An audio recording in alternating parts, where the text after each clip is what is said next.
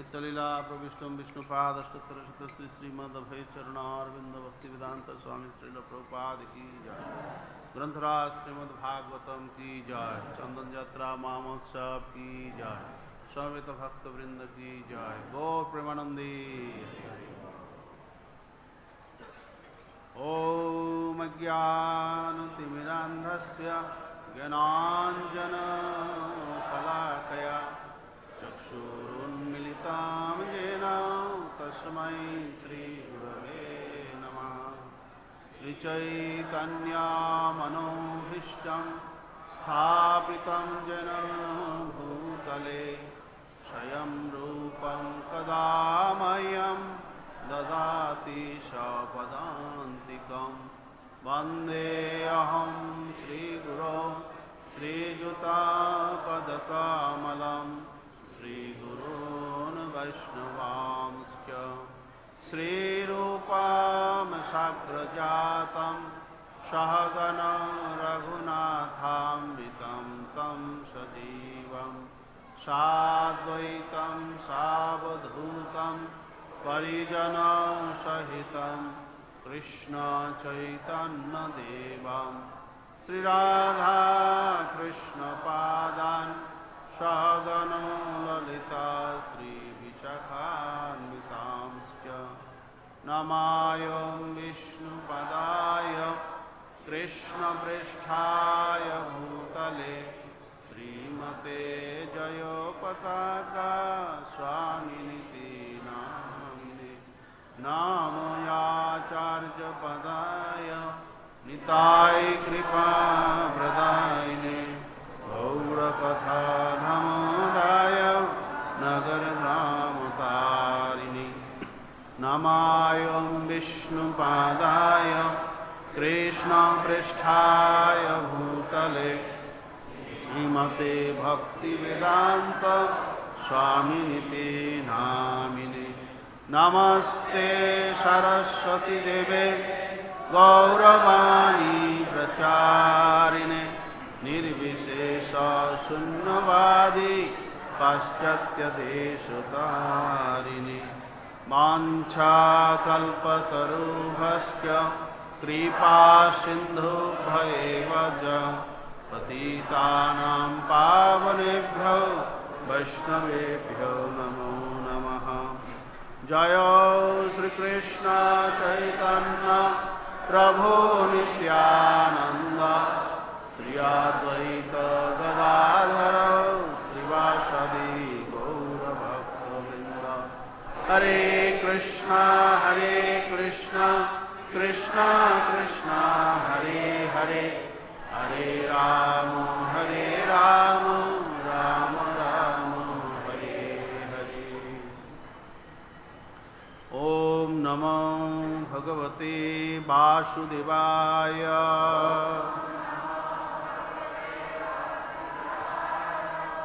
ओम नमो भगवते वासुदेवाय।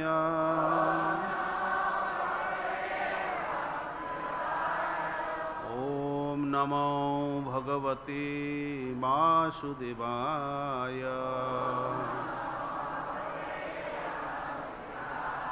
नारायणं नमस्कृत्य नरं चैव नरोत्तमं देवीं सरस्वतीं व्यासं ततो जयो मुदीरये। हरे कृष्ण। सुधी भक्तवृंद, आज के होच्छे अक्षय तृतीया महामहोत्सव की चंदन यात्रा महामहोत्सव की। तो এই উপলক্ষে আমরা আজকে শ্রীমদ্ ভাগবতম তৃতীয় স্কন্ধ 15 অধ্যায় শ্লোক নাম্বার 29 আমরা এখানে বোর্ডে লেখা আছে, এটা আমরা পাঠ করব আজকে।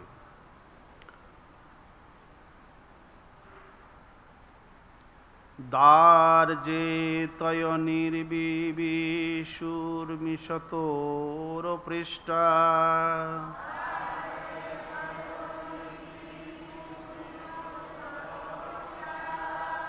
পূর্বা যথা পুরট বজ্র কপাটিকা যাহা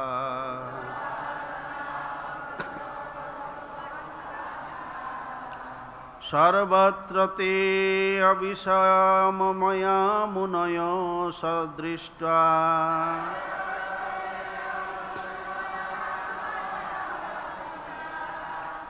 जे सञ्चरन्त विहता विगताभिशङ्कः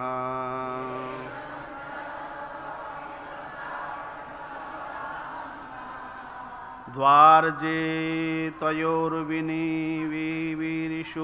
मिषतोरपृष्ट्वा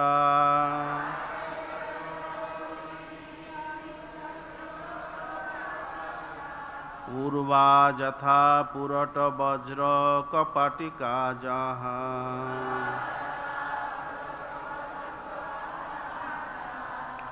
सर्वत्र ते अविषमया मुनयो सदृष्ट्वा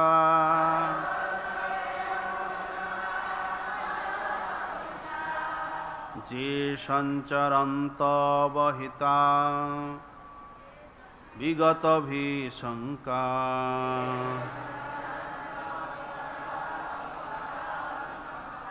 दार्जे तयनिविशुर्मिष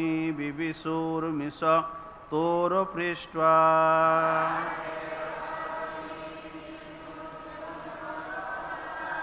पूर्वा यथा पुरटवज्रकपाटिकाजाः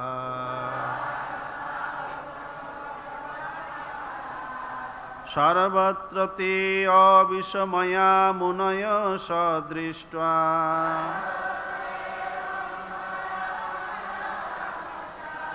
जे सञ्चरन्त विहता विगताभिशङ्काः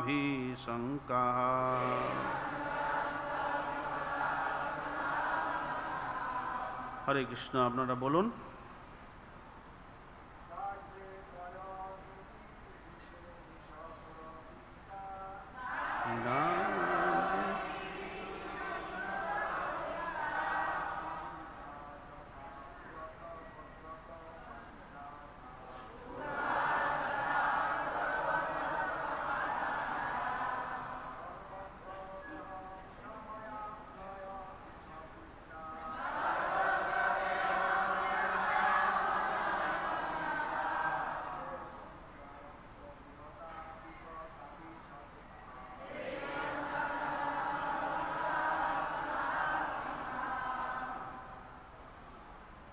মাতাজিরা কেউ বলবেন একজন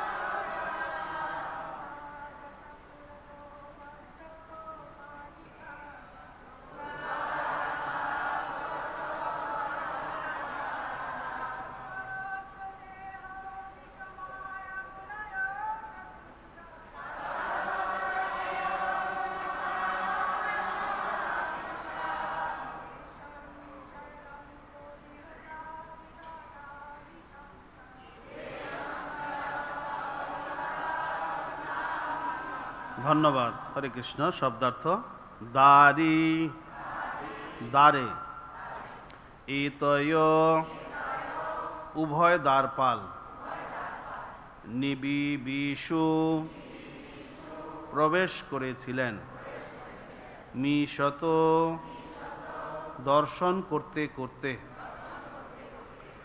অস্পৃষ্টা জিজ্ঞাসা না করে পূর্বা পূর্বের মতো যথা যেমন পুরট স্বর্ণ নির্মিত বজ্র হীরক কপাটিকা কপাট যা যা সর্বত্র সর্বত্র তে তারা অবিষময়া বৈষম্য জ্ঞান রহিত মুনয়ঃ মহর্ষিগণ সদৃष्ट्वा স্বেচ্ছায় যে যিনি সঞ্চরন্তি বিচরণ করেন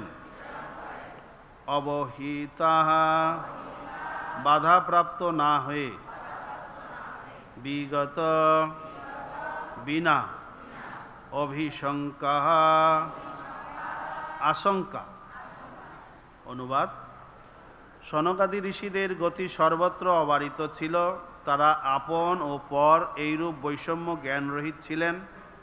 উন্মুক্ত অন্তরে তারা স্বর্ণ ও হীরক নির্মিত অন্য 6টি দ্বার যেভাবে অতিক্রম করেছিলেন, সেইভাবে তারা 7ম দ্বারেও প্রবেশ করলেন। আপনারা বলবেন, সনকাদি ঋষিদের গতি সর্বত্র অবারিত ছিল। তারা আপন ও পর এইরূপ বৈষম্য জ্ঞান রহিত ছিলেন। উন্মুক্ত অন্তরে তারা স্বর্ণ ও হীরক নির্মিত অন্য 6টি দ্বার যেভাবে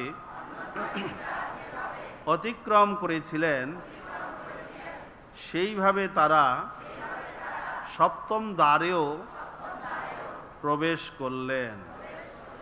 হরে কৃষ্ণ। শ্রীল প্রভুপাদ কর্তৃক এই শ্লোকের তাৎপর্য। শ্রীল প্রভুপাদ কি জয়। সনক, সনাতন, সনন্দন ও সনত কুমার নামক মহর্ষিগণ যদিও ছিলেন অত্যন্ত বৃদ্ধ, তবুও তাদের রূপ ছিল শিশুর মতো। তাদের কোনো রকম কপটতা ছিল না এবং অনধিকার প্রবেশের কোনো রকম ভাবনা ব্যতীতই ছোট্ট শিশুর মতো তারা দ্বারে প্রবেশ করেছিলেন। শিশুর প্রকৃতি এই রকম। শিশু যে কোনো স্থানে প্রবেশ করতে পারে এবং কেউ তাকে বাধা দেয় না। প্রকৃতপক্ষে কোনো শিশু কোথাও যাওয়ার চেষ্টা করলে সকলে তাকে সাধারণত স্বাগত জানায়, কিন্তু তাকে যদি প্রবেশ করতে বাধা দেওয়া হয় তাহলে সে স্বাভাবিকভাবেই অত্যন্ত ব্যথিত হয় এবং ক্ষুব্ধ হয়। সেটি শিশুর স্বভাব। এই ক্ষেত্রে তাই হয়েছিল। শিশু সদৃশ্য মহাত্মাগণ যখন প্রাসাদের 6টি দরজা অতিক্রম করেছিলেন, তখন তাদের কেউ বাধা দেয়নি।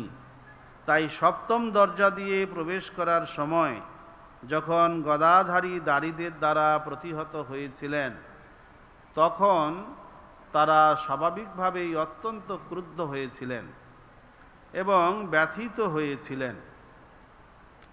সেই অবস্থায় একজন সাধারণ শিশু হলে কাঁদতে শুরু করত, কিন্তু যেহেতু তারা সাধারণ শিশু ছিলেন না, তাই তারা তৎক্ষণাৎ সেই দ্বারপালদের দণ্ড দিতে উদ্যত হয়েছিলেন, কেননা দ্বারপালেরা এক মহা অপরাধ করেছিলেন। এমনকি আজ পর্যন্ত ভারতবর্ষে কোথাও সাধুদের প্রবেশ করতে বাধা দেওয়া হয় না। হরে কৃষ্ণ।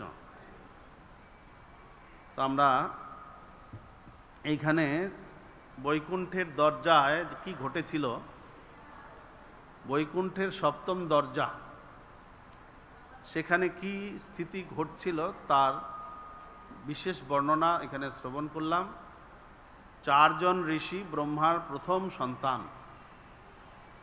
ব্রহ্মার প্রথম সন্তান, তাদের আয়ু ব্রহ্মার আয়ুষ্কালের সমান। ব্রহ্মা যতদিন বাঁচবেন ততদিন তারা এই জগতে থাকবেন। তো ব্রহ্মা 50 বছর বয়স হয়ে গেছে, এনাদেরও 50 বছর হয়ে গেছে। ব্রহ্মার একদিন 12 ঘন্টা আমাদের 432 কোটি বছর। বুঝতে পেরেছেন? তা এবার ব্রহ্মার 100 বছরে কত হবে? হ্যাঁ, আরে দাঁড়াও, বাংলায় বলো। 311 কোটি, 311 কোটি 4 লক্ষ কোটি বছর। ঠিক আছে? ট্রিলিয়ন মিলিয়ন বললে কেউ বুঝতে পারবো না আমরা। 311 কোটি 4 লক্ষ কোটি বছর, তার অর্ধেক অতিক্রান্ত হয়েছে। আমি আর অত হিসাব করছি না। তাহলে এই যে সনাতন, সনন্দন, সনত কুমার, এই 4 ঋষি, তারা ব্রহ্মার প্রথম সন্তান। তাদের বয়স কত হয়েছে এবার বুঝুন। তারা, এই জন্য প্রভুপাদ এখানে বলছেন, তারা হচ্ছে এই ব্রহ্মাণ্ডের অতি বৃদ্ধ, অতি বৃদ্ধ, অত্যন্ত বৃদ্ধ তারা, কিন্তু দেখতে 5 বছরের শিশুর মতো। 5 বছরের শিশু, 5 বছরের শিশু প্যান্ট পরে? হ্যাঁ বলেন, আপনারা বলেন। সে কি 2.5 বছর থেকে স্কুলে যায়, 5 বছরের শিশু প্যান্ট পরে না? হ্যাঁ, পরে না। তো এনাদেরও কোনো ছিল না, বহির্বাস ছিল না, দিগবাস, এই আকাশটাই তাদের বসন ছিল। তো তারা নিজেদেরকে এত ছোট করে রেখেছিলেন, অথচ এত বয়স কেন? তারা নিজের ইচ্ছায় নিজেদেরকে এই 5ম বর্ষীয় বালকের মতো করে রেখেছিলেন। কেন রেখেছিলেন? না, যদি শরীরটা বেড়ে যায় তাহলে প্রকৃতির গুণের প্রভাবে শরীরের মধ্যে কাম, ক্রোধ, লোভ, মোহ, মদ, মাৎসর্য, এই সমস্তগুলো এসে বাসা বাঁধবে। তাই এই সমস্ত বিষয় থেকে তারা মুক্ত হওয়ার জন্য নিজেদেরকে 5ম বর্ষীয় বালক রূপেই রেখে দিয়েছিলেন। তো সাধারণত বালক শিশু অবস্থায় থাকলে তার মধ্যে কাম ভাব থাকে না ঠিকই, কিন্তু নারদ মুনি বলছেন এবং প্রভুপাদও তাৎপর্য দিচ্ছেন যে তাই বলে যে শিশুদের মধ্যে কাম নেই তা কিন্তু নয়, সেটা আবৃত অবস্থায় রয়েছে। শিশুদের মধ্যে কাম আবৃত অবস্থায় থাকে, কিন্তু এই মহর্ষিদের মধ্যে ছিল না। এনারা 5ম বর্ষীয় শিশু হলেও ওনারা ছিলেন মহান বিদ্বান। ওনাদের আবির্ভাব হয়েছিল কিভাবে? ব্রহ্মা প্রথম সৃষ্টি করেছিলেন, আজকে অক্ষয় তৃতীয়া, ব্রহ্মা সৃষ্টি কার্য শুরু করেন, এই একটা মাহাত্ম্য বললাম। 15-16টা অক্ষয় তৃতীয়ার মাহাত্ম্য আছে, এই একটা বলে দিলাম। এই অক্ষয় তৃতীয়া তিথিতে ব্রহ্মা সৃষ্টি কার্য করেন। তো ব্রহ্মা সৃষ্টি করতে গিয়ে কি করেছিলেন? প্রথম 5 প্রকার অবিদ্যা সৃষ্টি করেছিলেন, যে অবিদ্যা দ্বারা আমরা এই জগতে আবদ্ধ হয়ে রয়েছি। 5 প্রকার অবিদ্যা কি কি? তামিশ্র, অন্ধতামিশ্র, মোহ, মহামোহ, আরেকটা অবিদ্যা, অস্মিতা, রাগ, দেশ, অভিনিবেশ। এর একটা সরল অর্থ তম। তম, তামিশ্র, অন্ধতামিশ্র, মহামোহ, মোহ, মোহ, এই হচ্ছে 5টা অবিদ্যা। ব্রহ্মা যখন তৈরি করলেন, প্রথম এটাই সৃষ্টি করলেন, যখন জীব সৃষ্টি কার্য শুরু করলেন, তখন ব্রহ্মা দেখলেন যে হায় হায়, কি করে ফেললাম, এর দ্বারা আমি প্রভাবিত হয়ে যাচ্ছি, এই 5 প্রকার অবিদ্যার দ্বারা আমি প্রভাবিত হয়ে যাচ্ছি, কি হবে? তখন তিনি ভগবানের শরণাপন্ন হয়ে তার যে এই কলুষিত চেতনা, এই 5 প্রকার অবিদ্যা সৃষ্টি করার সাথে সাথে ব্রহ্মার চেতনা কলুষিত হয়ে গিয়েছিল। সঙ্গে সঙ্গে তিনি তার কলুষিত চেতনাকে ভগবানের শরণ গ্রহণ করে পরিত্যাগ করলেন।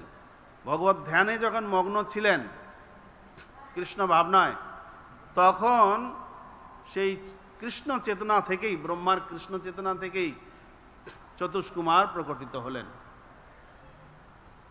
তো চতুষ্কুমারগণ ব্রহ্মাণ্ডের, এনাদের কাজ হচ্ছে জ্ঞান বিতরণ করা। সমস্ত শাস্ত্রীয় জ্ঞান তারা জানেন, এবং যখন যখন ব্রহ্মাণ্ডে জ্ঞানের অভাব হয়ে যায় তখন এনারা জ্ঞান প্রদান করেন। কখন কখন অভাব হয় না, ব্রহ্মা যখন 12 ঘন্টা পর পর ঘুমিয়ে পড়েন রাত্রিকালীন সময়ে, তখন এই 14 ভুবনের 10 ভুবন পর্যন্ত জলমগ্ন হয়ে যায়, এবং ঋষিগণ যারা থাকেন তারা ব্রহ্মলোক বা সত্যলোকে চলে যান। সেখানে গিয়ে তারা রাত্রিকালীন সময়ে ভগবানের গুণকীর্তন করতে থাকেন। পরের দিন যখন আবার সকালবেলা থেকে ব্রহ্মা সৃষ্টি শুরু করেন, তখন বৈদিক জ্ঞানের সংকট দেখা দেয়, ঋষিগণ সব ভুলে যান বৈদিক জ্ঞান। তখন এই চতুষ্কুমার তারা এই জ্ঞান প্রদান করেন। তো চতুষ্কুমারের আয়ু ব্রহ্মার আয়ুর সমান। তো এই চতুষ্কুমারগণ তারা আপন পর এই ধরনের কোনো তাদের মধ্যে ভেদ ছিল না, আপন পর ভেদ ছিল না। কি ধরনের উন্নত চেতনা সম্পন্ন তারা ছিলেন। তো তারা যখন প্রবেশ করেছেন, আপাত দৃষ্টিতে মনে হতে পারে যে কারো বাড়িতে দরজা খোলা থাকলেই যে লোক ঢুকে যাবে এমন তো কোনো কথা নেই। কি আপনার বাড়িতে দরজা খোলা আছে, কেউ গিয়ে ঢুকে গেল, আপনি কি সন্তুষ্ট হবেন? বিরক্ত হবেন না? তো দ্বারপালগণ তাদের ডিউটি হচ্ছে গেট পাহারা দেওয়া। তো তারা আটকিয়েছেন, এই স্টপ স্টপ স্টপ।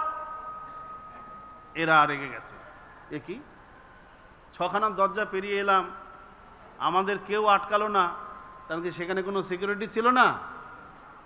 ছিল। ভগবানের 7টা দরজায় 7 দুগুণে 14 জন সিকিউরিটি থাকেন, 2 জন করে। এই লাস্ট দরজাটায় সিকিউরিটি ছিলেন জয় বিজয়। তারা আটকিয়ে দিলেন।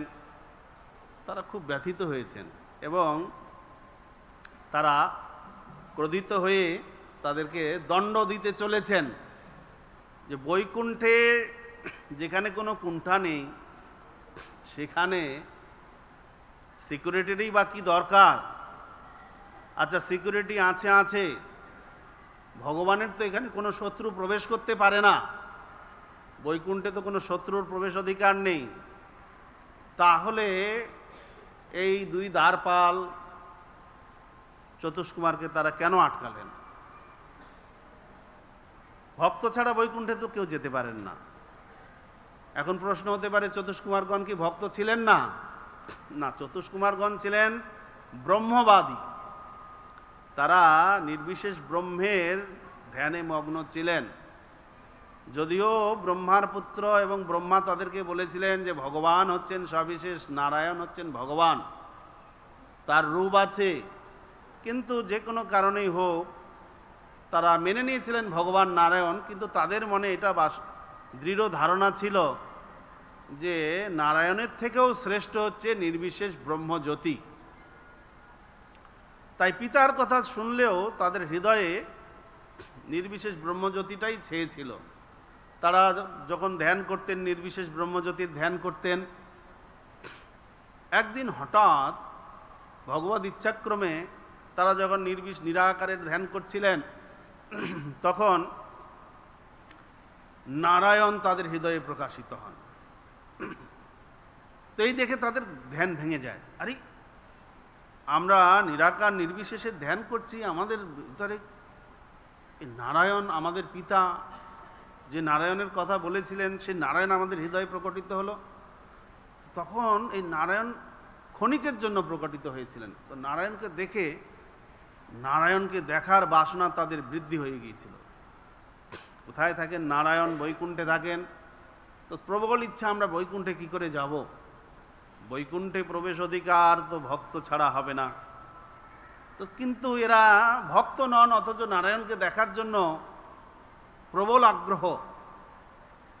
ভক্ত না হলেও যে নারায়ণের প্রতি তারা শ্রদ্ধাশীল ছিলেন না তা কিন্তু নয়। নারায়ণ ভগবান এটা তারা মানতেন, তার পিতা বলেছেন, মানতেন। কিন্তু তারা মনে করতেন নিরাকার ব্রহ্মজ্যোতি নারায়ণের থেকেও শ্রেষ্ঠ। তো ভগবানের কৃপায় তারা একদিন যখন তাদের হৃদয়ে ভগবানকে দেখলেন, ভগবানকে দর্শন করার জন্য তাদের লালসা এত বর্ধিত হলো, যোগ মায়া বলেন, ভগবান ব্যবস্থা করলেন তাদেরকে যে ঠিক আছে, যোগমায়াকে আদেশ দিলেন, নিয়ে আসো তাদেরকে। তো যোগমায়ার কৃপায় এই চতুষ্কুমার ব্রহ্মাণ্ডের অষ্ট আবরণ ভেদ করে, বিরজা পার করে, ব্রহ্মজ্যোতিকে অতিক্রম করে বৈকুণ্ঠে গিয়ে পৌঁছালেন। তো সেখানে যাওয়ার পর একে একে স্বর্ণ হীরক নির্মিত দরজাগুলি তারা পার করছেন। তার আগে আমরা ইতিমধ্যেই বর্ণনা দেখেছি, ওনারা বৈকুণ্ঠের নানা রকম সৌন্দর্য দর্শন করছিলেন। আচ্ছা, বৈকুণ্ঠ সম্পর্কে একটা কথা ব্রহ্মাজি বলছেন, বৈকুণ্ঠের স্থিতিটা কীরকম, তাহলে বোঝা যাবে যে এনাদের রাগ কেন আসলো। বসন্তি যত্র পুরুষা সর্বে বৈকুণ্ঠ মূর্তয় যে অনিমিত্ত নিমিত্তেন ধর্মেন আরাধয়ন হরিম। বৈকুণ্ঠ লোকে সমস্ত অধিবাসীরা পরমেশ্বর ভগবানের মতো রূপ সমন্বিত। তারা সকলেই ইন্দ্রিয় তৃপ্তির বাসনা শূন্য হয়ে পরমেশ্বর ভগবানের ভক্তিময়ী সেবায় যুক্ত। বৈকুণ্ঠে যারা রয়েছেন ভগবানের ভক্তগণ, তারা সবাই চতুর্ভুজ, ভগবানের মতো তাদের রূপ, কোনো রকম জড়বাসনা তাদের নেই, ভগবানের সেবা করছেন। এই হচ্ছে বৈকুণ্ঠ। আরেকটা দৃশ্য তারা দেখলেন, যখন এই বৈকুণ্ঠের বাগান হয়ে পার হচ্ছিলেন, তখন চতুষ্কুমার দর্শন করলেন যে বৈকুণ্ঠের মধ্যে নানা রকমের পাখি রয়েছে, নানা রকমের ফল ফুলের গাছ রয়েছে, আর সেই পাখিগুলি গুঞ্জন করছেন, গুণকীর্তন করছেন ভগবানের। তো সেখানে এক ভ্রমর গুনগুন গুনগুন গুনগুন করে ভগবানের গুণকীর্তন করছেন। তো ভ্রমর গুণকীর্তন করছেন, ভ্রমরকে সম্মান জানানোর জন্য বাকি সমস্ত পাখিগুলি চুপচাপ হয়ে গেল। ভ্রমর কি বলছেন, ভগবানের কি গুণ মহিমা কীর্তন করছেন, সেটা সবাই কান পেতে শুনছেন। এই হচ্ছে বৈকুণ্ঠের পরিবেশ। সেখানে কোনো ঈর্ষা নেই, সেখানে কোনো ঈর্ষা নেই, এমন পশু পাখিদের মধ্যেও নেই। পাখিগণ ভ্রমরের প্রতি তাদের কোনো ঈর্ষা নেই। ভ্রমরের গুণকীর্তন শেষ হয়ে গেল, তখন আরেকজন গুণকীর্তন করা শুরু করলেন। আমাদের এইখানে একজন কথা বললে আরেকজন কথা বলে ডিস্টার্ব করে, কিন্তু বৈকুণ্ঠে এরকম নেই। এরকম একটা স্থান বৈকুণ্ঠ, সেখানে এনারা যখন প্রবেশ করছিলেন তখন বাধাপ্রাপ্ত হয়ে গেলেন, স্বাভাবিকভাবে ব্যথিত হয়েছেন। হায় হায়, যে স্থানে পশু পাখিদের মধ্যেও কোনো ঈর্ষা নেই, সেই স্থানে এরা আমাদেরকে আটকিয়ে দিল। এটা তাদেরকে খুব ক্ষুব্ধ করেছেন। এখন আমরা শুরুতেই বলছিলাম যে তাদের মধ্যে কোনো গুণের প্রভাব নেই, রজতম গুণের কোনো প্রভাব নেই এই চতুষ্কুমারের ভিতর। তাহলে তাদের ক্রোধ এলো কেন? ক্রোধ এলো কেন এ নিয়ে প্রভুপাদ পরবর্তীতে ব্যাখ্যা দেবেন, পরবর্তী পাঠকগণ যারা আছেন তারা বলবেন। তা মোট কথা হচ্ছে যে ক্রোধ যখন ভগবানের দর্শনে বা ভগবত সেবায় বাধা হয়, তখন স্বাভাবিকভাবেই মহান মহান মুনি ঋষিদেরও ক্রোধ হয়। এই কথা প্রভুপাদ বলেছেন। তা যাই হোক, তা আজকে যেহেতু অক্ষয় তৃতীয়া, তা আমরা কিছু অক্ষয় তৃতীয়ার মহিমাও শ্রবণ করি। তো প্রথমত আজকের দিনে নানা রকমের আপনার ঘটনা ঘটেছে, একে একে বলি। আপনারা ইতিমধ্যেই সোশ্যাল মিডিয়ার দৌলতে সবাই জেনে গেছেন, তারপরেও আমার নতুন কিছু নাই। একটা দুটো হয়তো নতুন বেরোলেও বেরোতে পারে, নাও বেরোতে পারে। প্রথমত হচ্ছে সত্য ও ত্রেতা যুগের সূচনা হয়েছে, ঠিক আছে। গঙ্গা দেবী মর্তলোকে আগমন করেছেন। গঙ্গা দেবী, তো গঙ্গা দেবী সম্পর্কে একটু বলি। আমরা যেহেতু গঙ্গার তীরে বাস করি, আর সকলেই আপনারা গঙ্গা স্নান করছেন আজকে, যারা করেননি করবেন, সুতরাং গঙ্গার মহিমা শোনা দরকার। তো গঙ্গা দেবী ভাগবতমে দুই রকম ভাবে এই জগতে এসছেন, তার বর্ণনা দেওয়া আছে। পঞ্চম স্কন্ধে একরকম আছে, নবম স্কন্ধে একরকম আছে। নবম স্কন্ধের ঘটনাটা আপনারা সকলেই জানেন, যে ভগীরথ তার পূর্বপুরুষদের উদ্ধারের জন্য গঙ্গাকে মর্তে আনয়ন করেছিলেন। এটা আপনারা সকলেই জানেন। তো এই বিষয়টা আমি বলছি না, যেটা জানেন সেটা নিয়ে আর বলছি না, যেটা জানেন না সেটা বলি। যে গঙ্গা জল আসলে এই জগতে কার জন্য এলো? গঙ্গা জল আমরা তো ভগীরথ ভগীরথ এই মর্তলোকে নিয়ে এসছেন বলা হচ্ছে, কিন্তু এই জগতের মধ্যে গঙ্গা জল প্রবেশ করলো কার জন্য বলতে পারবেন?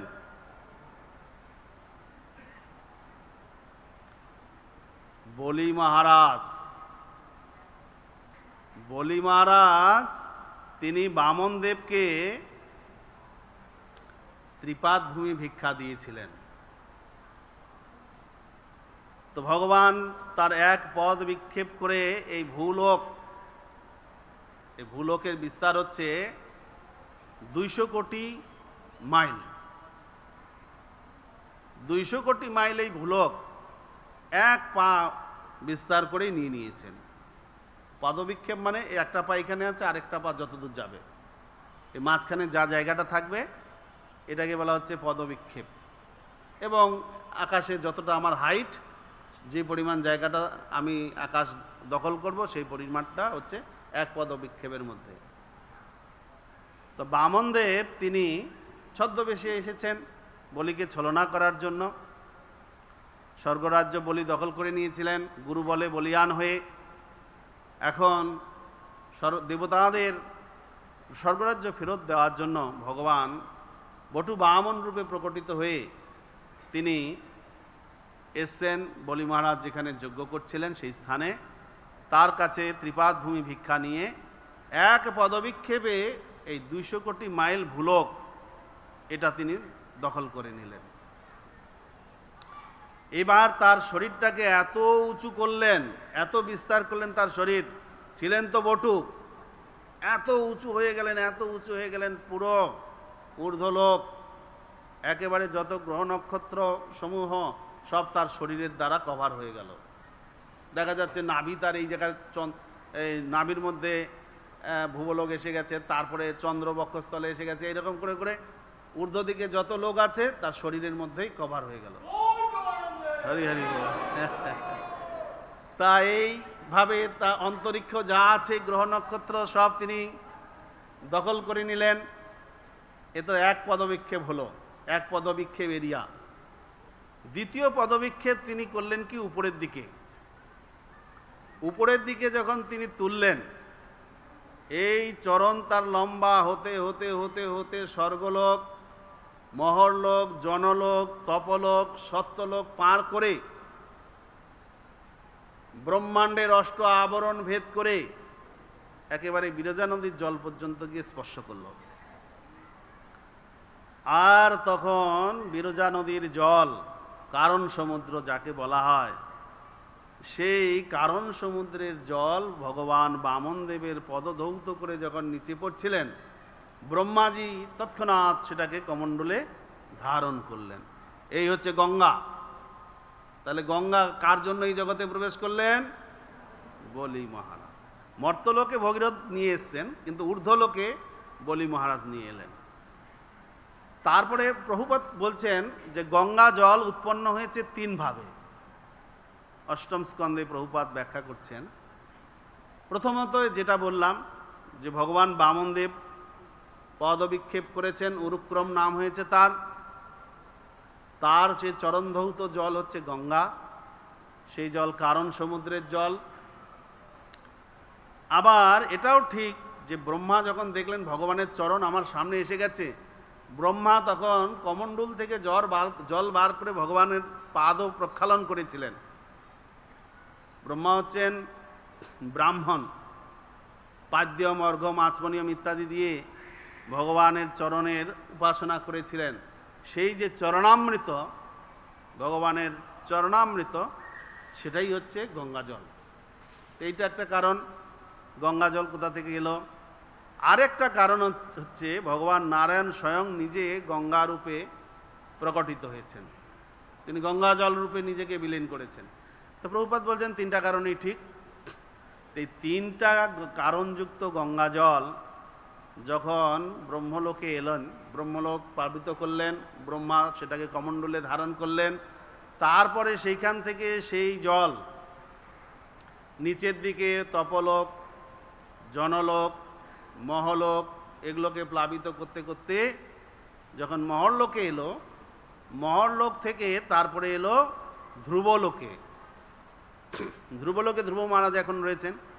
ধ্রুবলোকে গঙ্গা প্লাবিত করে তারপরে সেখান থেকে বড় বড় জাহাজে করে গঙ্গা জলকে নিয়ে আসা হলো সপ্তর্ষি মণ্ডলে। সপ্তর্ষি মণ্ডল হচ্ছে ধ্রুবলোকের নিচে। তো সপ্তর্ষি মণ্ডলকে গঙ্গা জল প্লাবিত করলেন। তারপরে সেইখান থেকে গঙ্গা নিচের দিকে নামতে নামতে চন্দ্রলোকে এলো। চন্দ্রলোককে গঙ্গা প্লাবিত করলেন। চন্দ্রলোক হচ্ছে স্বর্গলোক।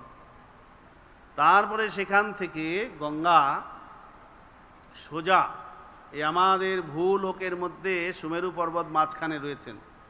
সুমেরু পর্বতের উচ্চতা একদম মাটির তলার থেকে 1,00,000 যোজন। 1,00,000 যোজন হচ্ছে সুমেরু পর্বতের উচ্চতা। তো মাটির নিচে 16,000 যোজন থাকে আর মাটির উপরে 84,000 যোজন। এই সুমেরু পর্বত এত উচ্চ, তার গোড়াটা হচ্ছে 16,000 যোজন আর শিখরটা হচ্ছে 32,000 যোজন। সাধারণত এইরকম পর্বত দেখা যায় না। পর্বত গোড়া বেশি থাকে, আগা সুচালো থাকে, কিন্তু সুমেরু পর্বত উল্টো। আপনারা পদ্মফুল কারা কারা দেখেছেন? সবাই দেখেছেন। পদ্মফুলটা ফাটিয়েছেন কে কে? পাতাগুলো ছিঁড়েছেন কে কে? পাতা ছিঁড়ে ফেলার পরে কি থাকে? পদ্মফুলের ভেতর কি থাকে? কোরক। এটা কোরক থাকে কি না? দেখতে কি রকম? উপরটা চওড়া, গোড়াটা সরু। ঠিক ওই রকম হচ্ছে সুমেরু পর্বত। দেখেছেন সুমেরু পর্বত? আপনাদের দেখিয়ে দিলাম। যদি না দেখেন পদ্মফুল কিনবেন, ছিঁড়বেন, ওই ভিতরে যে কোরকটা থাকে ওটা উপরটা চওড়া, গোড়ার দিকটা সরু। তো এই সুবর্ণ পর্বতের মাঝখানে সোজা মাঝখানে রয়েছে ব্রহ্মার পুরী, ব্রহ্মসদন, ব্রহ্মার আরেকটা বাড়ি। ব্রহ্মা সত্যলোকেও থাকেন, সুমেরু পর্বতের উপরেও থাকেন। তো এই ব্রহ্মসদনের মাঝখানে গঙ্গা এসে পড়লেন। গঙ্গা এসে পড়ে এই গঙ্গা 4টা ধারায় বিভক্ত হয়ে গেলেন, উত্তর, দক্ষিণ, পূর্ব, পশ্চিম। চক্ষু, সীতা, ভদ্রা, এবং দক্ষিণ দিকে যে ধারাটা এলো সেটা হচ্ছে অলকনন্দা। অলকনন্দা ধারা দক্ষিণ দিকে যখন পতিত হচ্ছিলেন, প্রথমে সুমেরু পর্বতের চারপাশে কেশর পর্বত আছে, তাদের শিখরে পড়েছেন। তারপরে সেখান থেকে গঙ্গা এসে পড়েছেন কুরবক পর্বত, তারপরে কৈলাস, তারপরে নিষদ, তারপরে হেমকূট, তারপরে হিমালয়, তারপরে এই ভারতবর্ষে প্রবাহিত হয়ে তারপরে এই মায়াপুর হয়ে গঙ্গা সাগরে গিয়ে আবার পাতালে প্রবেশ করলেন গঙ্গা। পাতালে সপ্তলোককে প্লাবিত করে নরকের পাশ দিয়ে প্রবাহিত হয়ে চলে গেলেন গর্ভোদক সমুদ্রে। তো কারণ সমুদ্র থেকে গর্ভোদক সমুদ্র, এই ব্রহ্মাণ্ডের সব থেকে দীর্ঘতম নদী হচ্ছেন গঙ্গা, যার তীরে আমরা আছি।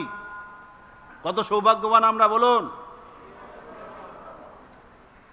এই গঙ্গা যেহেতু ব্রহ্মাণ্ডের দীর্ঘতম নদী, সমস্ত জলাশয়, নদী, ছোট বিটো খাল বিল যা আছে সব গঙ্গার সঙ্গে যুক্ত।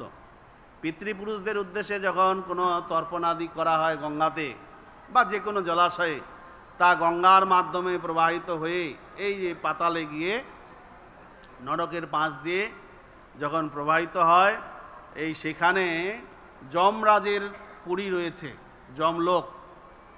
সেই যমলোকে পিতৃপুরুষগণ অবস্থান করেন।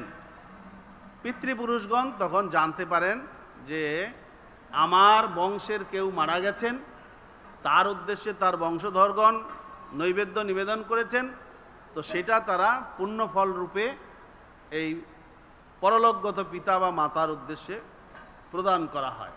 তো এইভাবে গঙ্গা নদী, তো গঙ্গা নদী হচ্ছে, আগে আমরা দেখতাম যে গঙ্গা নদীতে মানুষ নদীপথে যাতায়াত করতেন।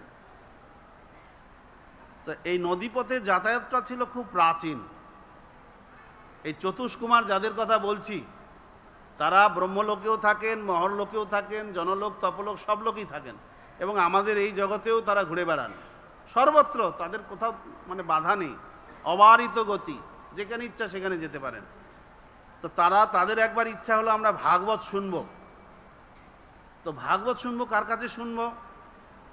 ভগবান ছাড়া তো কারো কাছে ভাগবত শোনা যাবে না, কারণ ভগবান কোথায় আছেন? তারা সপ্তলোক থেকে এই গঙ্গা পথে ভাসতে ভাসতে ভাসতে ভাসতে ভাসতে ভাসতে মায়াপুরের পাশ দিয়ে গঙ্গাসাগর হয়ে একেবারে নিচের গঙ্গার নাম হচ্ছে, পাতালের গঙ্গার নাম হচ্ছে ভগবতী গঙ্গা, গিয়ে গিয়ে গিয়ে গিয়ে গিয়ে গঙ্গা পথে যেতে যেতে যেতে পাতালের 30,000 যোজন নিচে অনন্তদেব, অনন্তনাগ সংকর্ষণ রূপে তিনি পুরো ব্রহ্মাণ্ডের ভার মাথার উপরে ধারণ করে রয়েছেন। ওনার কাছে গিয়ে পৌঁছেছেন, ওনার কাছে গিয়ে তারা শ্রীমদ্ ভাগবত শুনেছিলেন। তাই গঙ্গা পথে তারা যাতায়াত করে ভাগবত শুনতে গিয়েছিলেন অত দূর।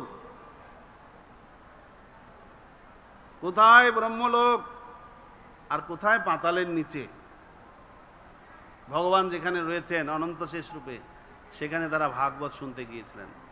তো যাই হোক, গঙ্গা মাতা কি, তো গঙ্গার মহিমা হলো। এরপরে আর দু একটা বলি, সময় আছে যখন। ভগবান পরশুরাম এই জগতে আবির্ভূত হয়েছিলেন। তিনি 21 বার এই পৃথিবীকে নিক্ষত্রিয় করেছিলেন। ক্ষত্রিয়গণ তখন অত্যাচারী হয়ে পড়েছিলেন, তাই 21 বার তিনি পৃথিবীকে নিক্ষত্রিয় করেছিলেন। এর বেশি আর বলছি না। মহাভারত রচিত হয়েছিল। মহাভারত আজকের তিথিতে রচিত হয়েছেন। আচ্ছা, যজ্ঞের উপাদান জপ। এই যে যজ্ঞে যে আমরা জপ দিই, জপ থাকে, তিল থাকে, তো জপ আজকের তিথিতে উৎপন্ন হয়েছিল। আচ্ছা, তারপরে দ্রৌপদী সূর্যদেবের কাছ থেকে আজকের তিথিতে অক্ষয়পাত্র প্রাপ্ত হয়েছিলেন। অক্ষয়পাত্র যে পাত্রে একবার রান্না করলে দ্রৌপদী যতক্ষণ না খাবেন ততক্ষণ প্রসাদ বিতরণ করে গেলেও শেষ হবে না। এরকম যদি আপনাদের একটা থাকতো, হ্যাঁ, তাহলে কি করতেন? বৈষ্ণব সেবা দিতেন? বাহ, ঠিক আছে। তো আজকের তিথিতে সুদামা বড়লোক হয়েছিলেন। মানে কৃষ্ণ সুদামা মিলন বলা হচ্ছে। কৃষ্ণ সুদামা মিলন তো একবার আপনার উজ্জয়িনীতে হয়েছিল, আবার দ্বারকাতেও পরবর্তীতে হয়েছিল। তো সুদামা মিলন যে লীলা আমরা শুনি, দ্বারকায় সুদামা গেলেন, কৃষ্ণ তাকে মহা ঐশ্বর্য প্রদান করলেন, তো সেটাই ধরতে হবে। তো আজকের তিথিতে কৃষ্ণ সুদামার মিলন হয়েছিল। সময় হয়ে গেল নাকি? আচ্ছা, আজকের তিথিতে দ্রৌপদীর বস্ত্রহরণ হয়েছিল, আর ভগবান শ্রীকৃষ্ণ অফুরন্ত বস্ত্র দ্রৌপদীকে দান করেছিলেন। ব্রহ্মা তার সৃষ্টি কার্য শুরু করেন, সেটা তো বললামই। মা অন্নপূর্ণা দেবী এই তিথিতে আবির্ভূত হয়েছিলেন। আচ্ছা, বদরিকাশ্রমের আজকে দরজা খুলবে। আমাদের প্রায় কতজন ভক্ত নামটে গিয়েছেন? হ্যাঁ, বলবো। হ্যাঁ, বলবো। বদরিকাশ্রম মন্দিরের আজকে দ্বার খুলবে। ভগবান রামচন্দ্রের আজকে রাজ্যাভিষেক, পুরীর রথ নির্মাণ আজ থেকে শুরু। কুবের দেবতাদের কোষাধ্যক্ষ পদ প্রাপ্ত হয়েছিলেন আজকে, এবং আজকে হচ্ছে জগন্নাথের চন্দন যাত্রা। ঠিক আছে, জগন্নাথেরও চন্দন যাত্রা। এবং আজকে নরেন্দ্র সরোবরে জগন্নাথের বিজয় বিগ্রহ, মদনমোহন এবং রামকৃষ্ণ, এছাড়াও আরও পঞ্চশিব রয়েছেন, সকলকে নিয়ে 21 দিন ব্যাপী নরেন্দ্র সরোবরে প্রতিদিন বিকালবেলা করে আপনার এই নৌকা বিহার হবে। তো আজকে যদি আপনারা নৌকা বিহার দর্শন করেন, নৌকা বিহার আমাদেরও হবে এখানে, তাহলে আপনাদের আর পুনর্জন্ম হবে না।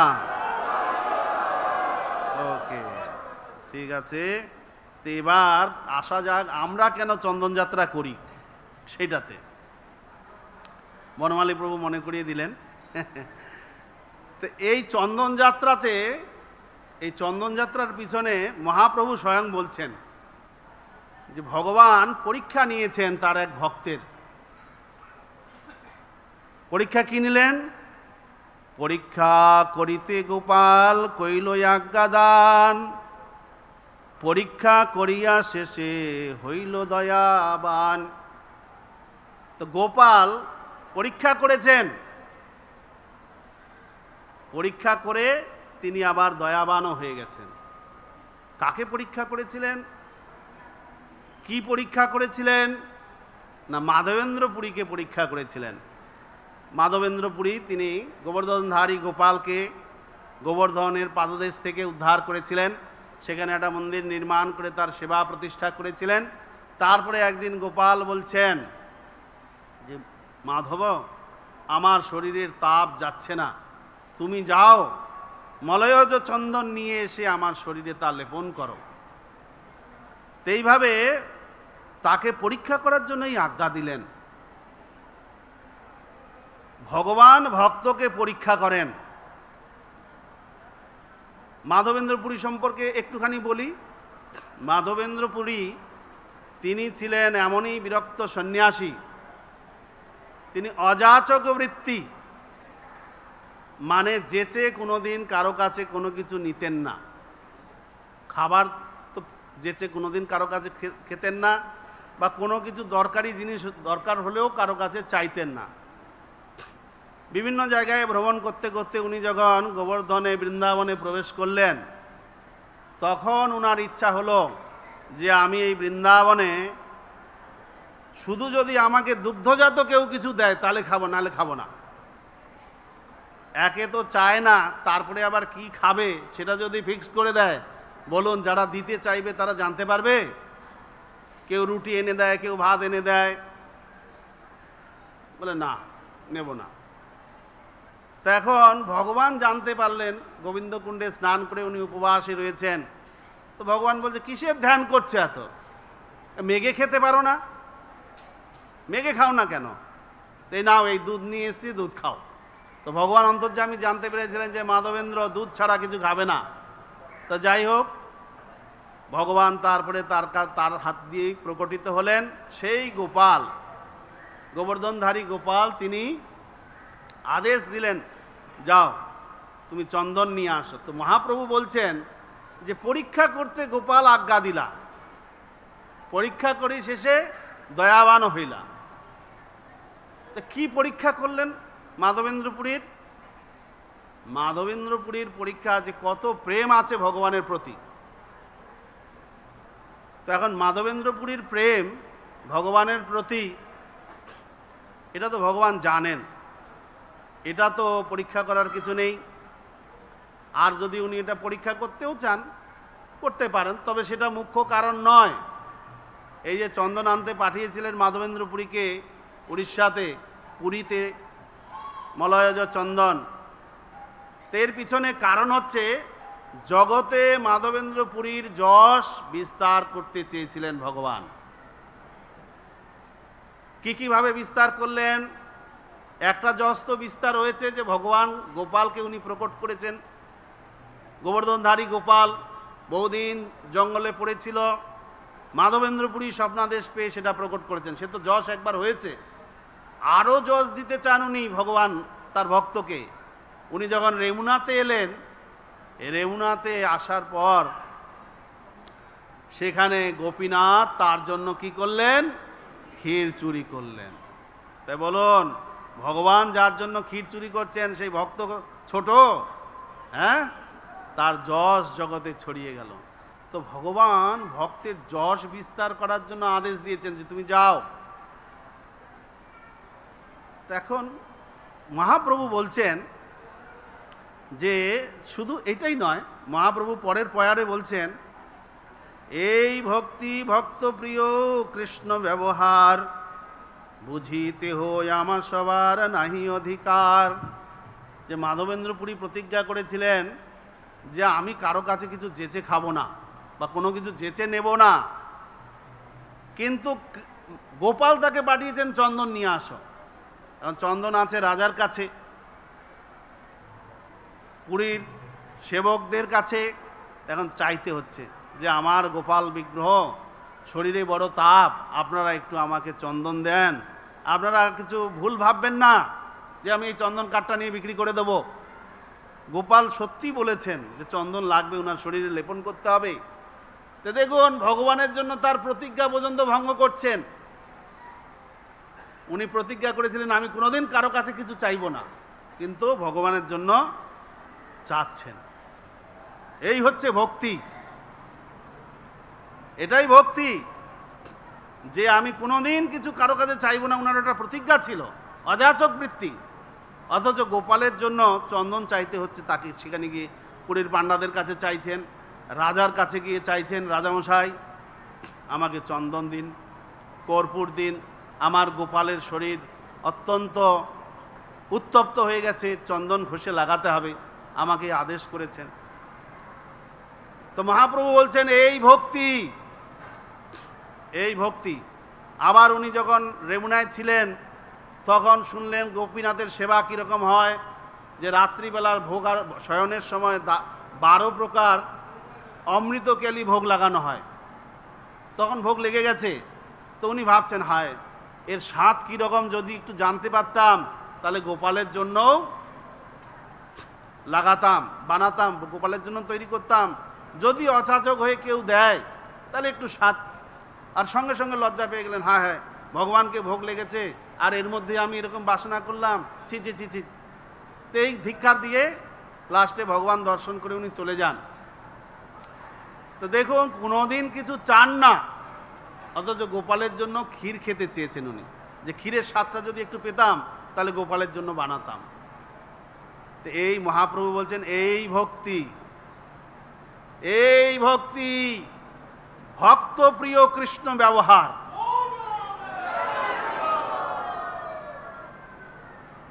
এসব বিচার করার অধিকার আমাদের নেই, মহাপ্রভু বলছেন। কিন্তু তারপরেও যারা শুদ্ধ ভক্তগণ তারা বিচার করেন। এখন কৃষ্ণ হচ্ছেন ভক্তবৎসল, কৃষ্ণরই বা কি ব্যবহার। মাধবেন্দ্র পুরী তিনি ব্রত নিয়েছিলেন যে আমি ব্রজেই গোপাল পেলাম, এখানেই ভজন করে দিন কাটাবো, বাকি কটা দিন বাঁচবো। কিন্তু পাঠিয়ে দিলেন যাও চন্দন নিয়ে আসো। চন্দন অতগুলো কাঠ বহন করে নিয়ে আসবে, রাস্তাঘাটে কত ঝামেলা, কত সিকিউরিটি, ট্যাক্স, এই সেই নানা রকম, মুসলিম জবন রাজের ভিতর দিয়ে যেতে হবে, সমস্ত কিছু জেনেও ভগবান তাকে পাঠালেন যাও। এই যে কৃষ্ণের কি ব্যবহার, তিনি না ভক্তবৎসল। তো এরকমভাবে ভক্তকে বিপদে ফেলে দিচ্ছেন, কষ্ট করার জন্য পাঠিয়ে দিচ্ছেন। তো এই কৃষ্ণ কেন এরকম ব্যবহার করেন, এটা আমরা বিচার করার অধিকার আমাদের নেই। যুধিষ্ঠির মহারাজ একবার, সময় হয়ে গেলে শঙ্খ ফুদিয়ে দেবেন নাকি, দেরি আছে, হ্যাঁ। তা যুধিষ্ঠির মহারাজ যখন কুরুক্ষেত্রের যুদ্ধের পর এত শোকাচ্ছন্ন হয়েছেন, ভীষ্মদেবের কাছে নিয়ে গেছেন ভগবান শ্রীকৃষ্ণ। তো ভীষ্মদেব বোঝাচ্ছেন, হ্যাঁ তোমরা কত কষ্ট পেয়েছ, তোমরা ধর্মপুত্র, তোমাদের কোনো পাপ নেই, কৃষ্ণ তোমাদের সঙ্গে রয়েছেন, তাও তোমাদের এত বিপদ গেছে। হায় হায়, কি জন্য যে তোমাদের এত বিপদ হলো, নিশ্চয়ই কালের জন্য তোমরা এত বিপদে পড়েছ। তারপরে চিন্তা করছেন কাল কি করে তোমাদের বিপদে ফেলতে পারে, কাল তো কৃষ্ণের অধীন। যারা হরিকথা শুনছেন, এই যে 1 ঘন্টা ধরে আপনাদের আয়ু যমরাজও হরণ করতে পারবে না। এই 1 ঘন্টা এই যে শুনলেন, তাহলে কাল কি করে বিপদে ফেলতে পারে। ভীষ্মদেব বলছেন যে না না না, কাল তোমাদের বিপদে ফেলতে পারে না। তাহলে তোমরা দুঃখ পেলে কেন? কালকে যে নিয়ন্ত্রণ করছেন এই যে কৃষ্ণ, যাকে তোমরা তোমাদের মামার ছেলে বলে মনে করছো, এই কালকে নিয়ন্ত্রণ করে। এর এই ইচ্ছাতে তোমরা বিপদে পড়েছ। তোমরা যদি কৃষ্ণকে জিজ্ঞাসা করো, আরে কৃষ্ণ তুমি আমাদের মামার ছেলে হয়ে আমাদেরকে বিপদে ফেললে, কৃষ্ণ কিন্তু কোনো উত্তর দেবে না। কৃষ্ণ বলবে আমি কি জানি, পিতামহকেই জিজ্ঞাসা করো, আমি কি বলতে পারবো নাকি। তো ভীষ্মদেব বলছেন ভগবানের যে ব্যবহার, কেন তার ভক্তকে দুঃখে ফেলেন, কেন মাধবেন্দ্রপুরীকে ওই বৃদ্ধ বয়সে এই কাঠ আনার জন্য পাঠালেন, এইটা বিচার করার অধিকার নাহি সবার, আমাদের অধিকার নেই, মহাপ্রভু বলছেন। তো যাই হোক, ভক্ত পরীক্ষা করেছেন গোপাল, এবং পরীক্ষা করে আবার দয়াবানও হয়েছেন। উনি যখন রাজার কাছ থেকে চন্দন কাঠ ইত্যাদি নিয়ে এসে ফিরছিলেন, আবার রেউনাতে পৌঁছালেন, তো রাত্রিকালীন যখন সব বিশ্রাম করছিলেন, তখন গোপাল স্বপ্নে দেখা দিয়ে বললেন যে ঠিক আছে, আর আনতে হবে না, ওইখানেই গোপীনাথের শরীরেই চন্দন লেপন করো, তাহলেই আমার অঙ্গ শীতল হবে। নিতাই গৌর চিতানাথ প্রেমানন্দে হরি হরি বল। এই চন্দন যাত্রা মহোৎসব আমরা এই জন্য চন্দন ভগবানের শরীরে লেপন করছি। এই আমরা মাধবেন্দ্রপুরীপাদ হচ্ছে আমাদের পরম্পরা আচার্য, তো তিনি যেভাবে চন্দন ঘষে ভগবানের শরীরে লেপন করেছিলেন, তা আমাদেরও এরকমভাবে 21 দিন যাবৎ এই চন্দন যাত্রা মহোৎসব উদযাপিত হবে। নিতাই গৌর সীতানাথ প্রেমানন্দে হরি হরি বল। হরে কৃষ্ণ। তো সময় শেষ, 8টা পর্যন্ত ক্লাস ছিল। গ্রন্থরাজ শ্রীমদ্ ভাগবতম কি, সমবেত ভক্তবৃন্দ কি, গৌর প্রেম।